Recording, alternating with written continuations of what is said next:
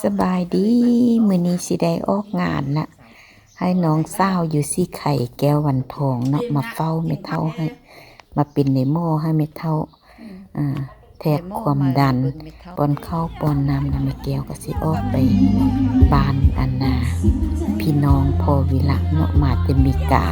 เพิ่นมาซื้อดินแล้วก็ปลูกเฮือนขึ้นเฮือนใหม่เนาะมื้อเช้าเพิ่นก็เฮ็ดตักบาตรตักพกนี่แหละแต่ว่าแม่แก้วบ่ทันได้มาไปหับน้องสาวอยู่ก็มาตอนช่วยมาอวยพรขึ้นเฮือนใหม่ใส่หญ้างามบ้านเพิ่นเนาะบ้านเพิ่นก็กวางขวางงามดีเด้อ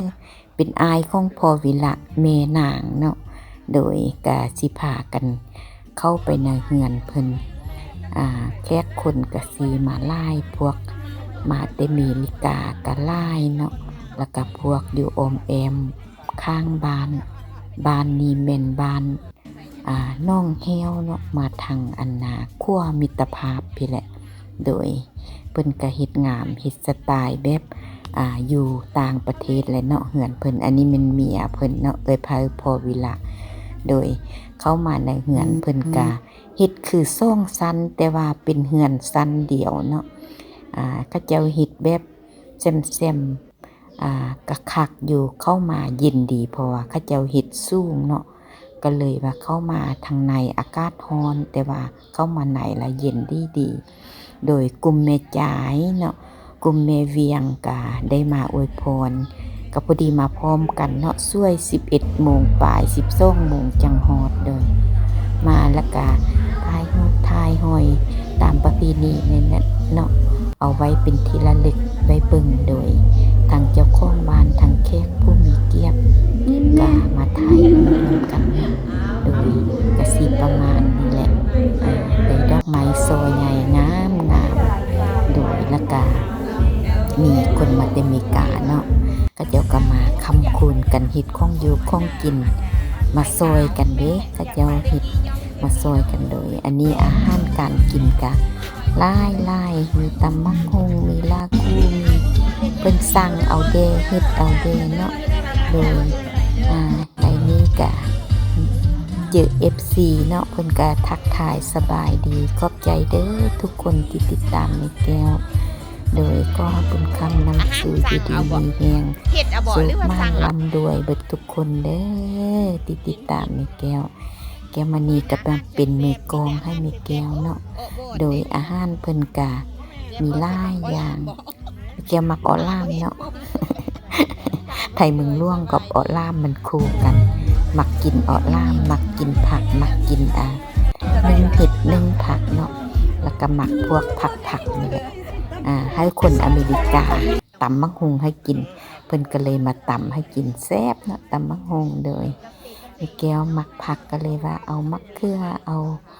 มีหยังมากินโดยแล้วก็มีคนมาเสิร์ฟกาแฟพร้อมเนาะกาแฟเพื่อสุขภาพว่าซั่นเพิ่นเอามาเสิร์ฟอันนั้นให้กินฟรีเนาะคนไข้ทุ่มนึงก็ได้ประมาณ300 บาทนี่แหละกาแฟเพื่อสุขภาพว่าซั่นพอดีมาพบพวกครอบครัวกลุ่มใหญ่ของพี่น้องพอวิละเนาะเพิ่นก็เลยให้พรก็เลยนบเอาพรนำเพิ่นปลาใหญ่เนาะโดยมาฮอดนี้กะถ่ายรูปรวมนำกันแล้วเบิดแล้วก็ซีเมนเจ้าของบ้านซ่องผู้เมียนี่แหละใส่สุดสีขาวนี่เพิ่นก็เลยว่าจัดลำวงเนาะเพิ่นมาไปฟ้อนลำวงกันเด้อแม่แก้วพามาเบิ่งหม้อเฟอด้วยนี่นะแปะห้านลำวงนี่ซั่นหม้อเฟอบักใหญ่คนอยู่นี่สิกินหมดบ่ล่ะว่าซั่น งัวปิ้นก็สั่งมาตัวนึงทั้งอบเครื่องในนำเป็นตาน่าแซ่บบ่นี่นะเพิ่นว่ากินให้เด้อว่าซั่นงัวปิ้นก็มีว่าซั่นงัวปิ้นตัวนึงประมาณ8 ล้านเนาะก็เจ้ามาปิ้นให้มีน้ำแจ่วน้ำเพียน้ำตับเนาะก็เจ้ามาปิ้งให้เลยบริการดีพวกงัวปิ้นก็เลยเพิ่นก็เลยว่าเปิดประเทิมบนเลยฟ้อนระวงสามัคคีกันเนาะ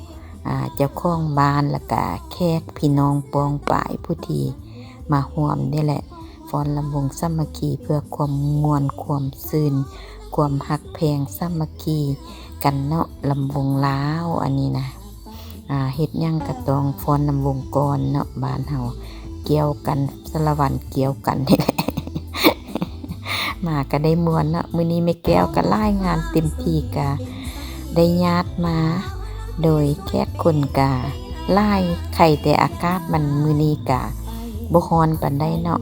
กะพออยู่ได้ตากแดดกะตากได้เนาะโดยมาฮอดนี้ตาสิขอจบคลิปแต่เพียงเท่านี้เด้อขอบใจหลายๆที่ติดตามและกดไลค์กดแชร์ให้แม่แก้วเพื่อจะมีกำลังใจเฮ็ดคลิปต่อไปเนาะให้ได้เบิ่งได้ชมโดยบ๊ายบายกลับบ้านก่อนเด้อบัดนี้นะไปก่อนหมู่เนาะเพราะว่ายังมีรายงานอยู่